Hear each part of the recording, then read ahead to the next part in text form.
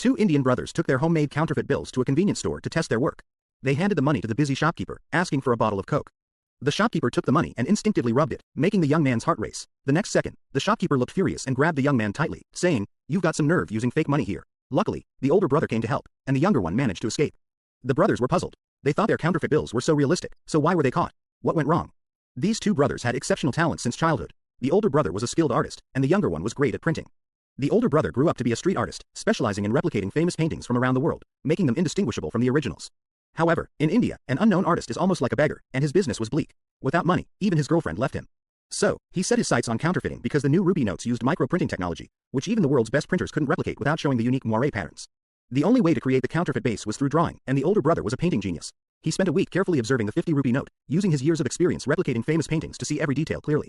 Even the tiny anti-counterfeit codes on the collars of the figures couldn't escape his eyes. He then began to replicate each detail individually. After 2 months of repeated corrections, he finally perfectly recreated every detail of the 50 rupee note and pieced them together to form a hand-drawn base for both sides of the note.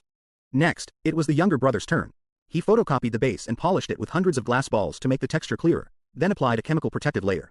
After cooling, the counterfeit base was complete. The crucial step was printing and coloring. They bought an old second-hand printing machine that could only print one color at a time.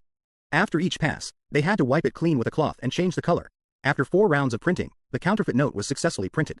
They extracted the security thread from a real 10 rupee note and inserted it into the counterfeit 50 rupee note. Finally, they used a stamping machine to add a serial number, and a counterfeit 50 rupee note was made.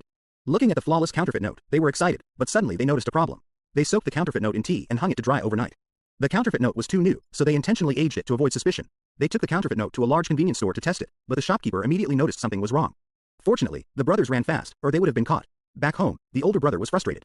They had done such a great job, so how were they still caught? He asked the younger brother to close his eyes and handed him a few notes, with only one being counterfeit. The younger brother felt them and immediately identified the counterfeit note. It turned out the paper they used was very different from real notes. Having found the problem, they began to solve it. In the following days, they felt different papers on the market, but after touching thousands of sheets, their hands were worn out, and they still couldn't find paper that felt like real notes. They were very disappointed and felt it was a pity to give up. By chance, they touched 2 sheets of paper together, and the texture was unbeatable, almost identical to real notes. They immediately separated the front and back of the counterfeit note, inserted the security thread on the portrait side, and glued them together. It still felt like something was missing, so the older brother had a bright idea and applied a layer of color-changing ink. The crisp feel of the counterfeit note immediately became comparable to real notes. As usual, they aged it with tea and dried it overnight. The new counterfeit note was ready. The two went to the convenience store again, this time with the older brother using the counterfeit note to buy soda. With the previous experience, the younger brother held the older brother's hand outside, ready to run at any moment. This time, the shopkeeper handed over the soda and gave change. This shopkeeper handled a lot of money every day, and even he couldn't tell the difference, meaning their counterfeit note was successful. The brothers started looking for buyers. Through a thug friend, they met a gang leader and mixed the counterfeit notes with real ones to show him. The leader looked at them for a long time and couldn't tell which was fake. The older brother stood up to help him, but he couldn't tell either.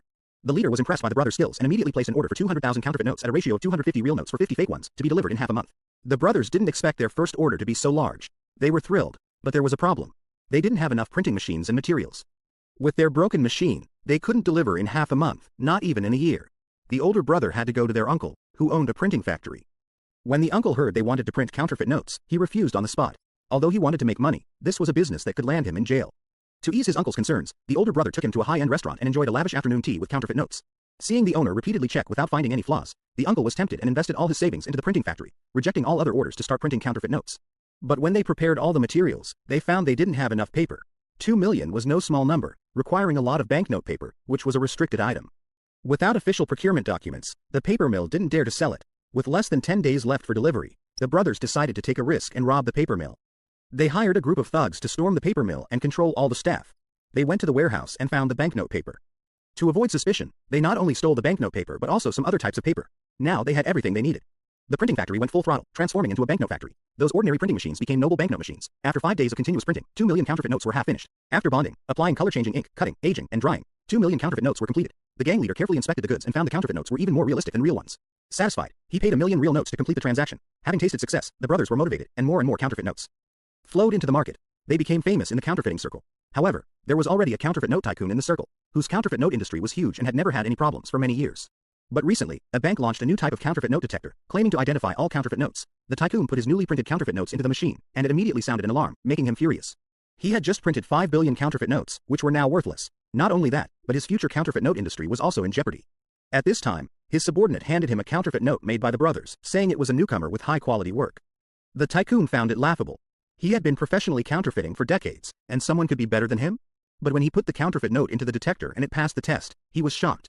He carefully observed the counterfeit note and was immediately impressed by the exquisite craftsmanship. The tycoon ordered that this artist must be brought to work for him. Soon, the brothers were captured. Under coercion and temptation, they had no choice but to help the tycoon print counterfeit notes. They arrived at their new workplace and found it was professional. There were banknote machines identical to those when they were printing the largest denomination in the same bank. 20 rupee note. 50 brothers had only printed. The 20 rupee note had more details, with over a dozen different texts alone. But this didn't daunt the brothers. The older brother spent a whole month carefully observing the details and made hundreds of modifications during the process. After half a year, he created a counterfeit 20 rupee note that couldn't be detected by the counterfeit note detector. The tycoon immediately arranged for mass printing. The banknote machines ran at full capacity, printing counterfeit notes day and night. Soon, 12 billion counterfeit rupees piled up like a mountain. But just as they were about to transport the counterfeit notes to the market, the driver responsible for transportation was caught by the police. For safety, the tycoon switched from land to water transport and had the older brother personally escort the shipment. Everything went smoothly until the cargo ship was about to reach the port.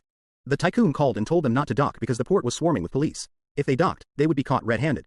But the captain said they were running out of fuel, and if they didn't dock, they would drift in the Indian Ocean. The older brother looked at the map and came up with a clever idea.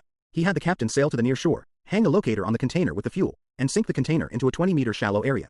After doing all this, everyone abandoned the ship and escaped on lifeboats. The police at the port were puzzled as to why the ship hadn't arrived. Meanwhile, the cargo ship, now unmanned, drifted to a beach and ran aground by the time the police arrived. The ship was already empty.